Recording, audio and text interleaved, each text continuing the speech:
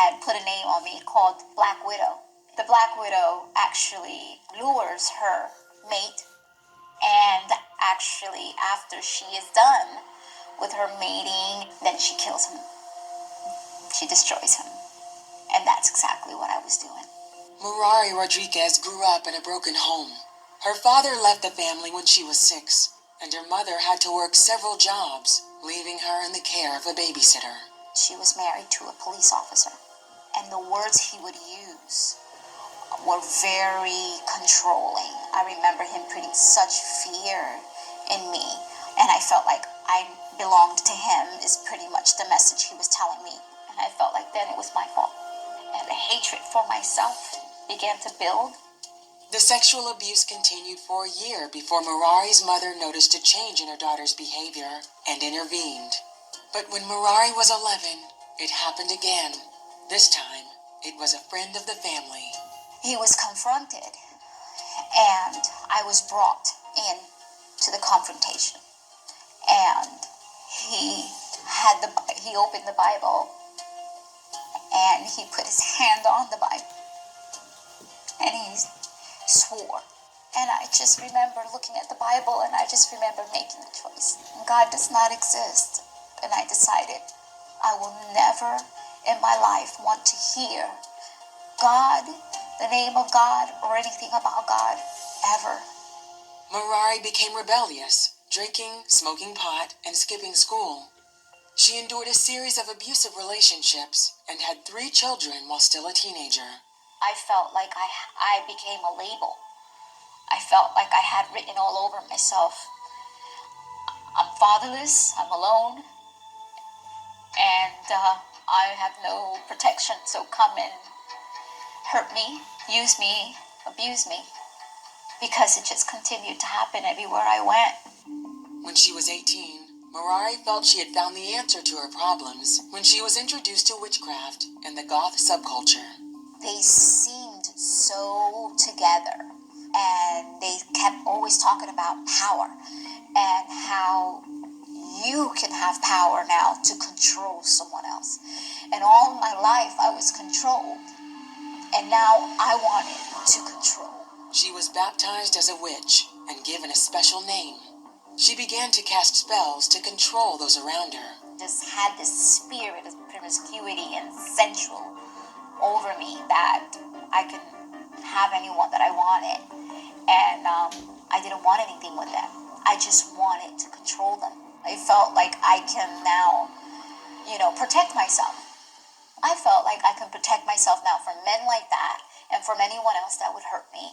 Merari continued to advance in the occult, but when the other witches wanted to initiate her children, she decided to break away. She moved out of town to make a fresh start. She thought she had left it all behind, but one night at home, she had a terrifying vision.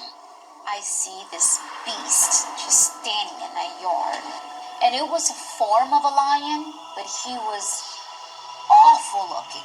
And I looked, and he opens his mouth, and I noticed someone is in his mouth. And so I yell out, "Oh my God, help! He's got someone in his mouth." And when he turned the person right before he's going to swallow, I looked, and I saw it was me.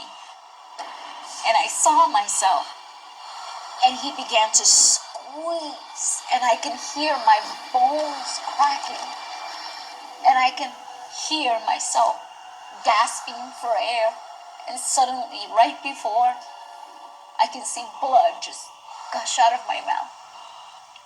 And all I could do was, and I hear a voice, and he said, "Merari, I've been calling you for a long time. If you don't come to me now, he's going to kill you." And he said it one more time, but this time he said daughter. And all I remember was just falling on my face and just saying, "God." And I remember saying, "Lord," and I don't know why I've never used that expression in my whole life. And I said, "Lord, please don't let me die. I receive you. I don't know you, and I'm sorry.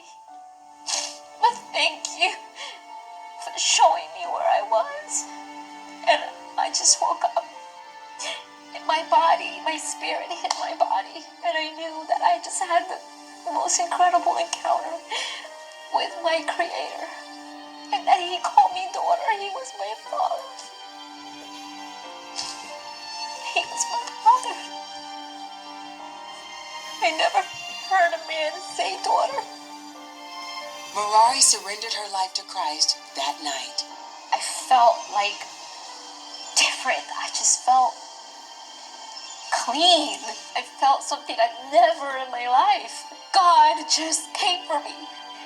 And when I learned some of the scriptures, I knew that He left the 99 for me. I was that one. And just amazing.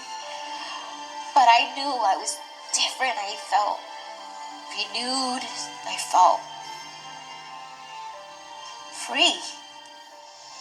With the help of a friend, Merari found a church and was baptized a Christian. She renounced her past involvement in the occult and has traveled overseas to share the good news of Jesus Christ. Her children are now grown, and she is married and mentors young women like herself, pointing them to the Savior who has taught her how to trust. I have no control. It's amazing how I had to relent everything. He allowed me for a little while to have control, and so He can teach me what was the difference. And so I learned, and He taught me little by little how to be a daughter, how to surrender, how to listen, how to discern. It's just amazing how He's so patient, because He allowed me to go through the process and help me through my own deliverance. I learned that God was my true Father, and there's no one that can replace Him. And He fulfilled me.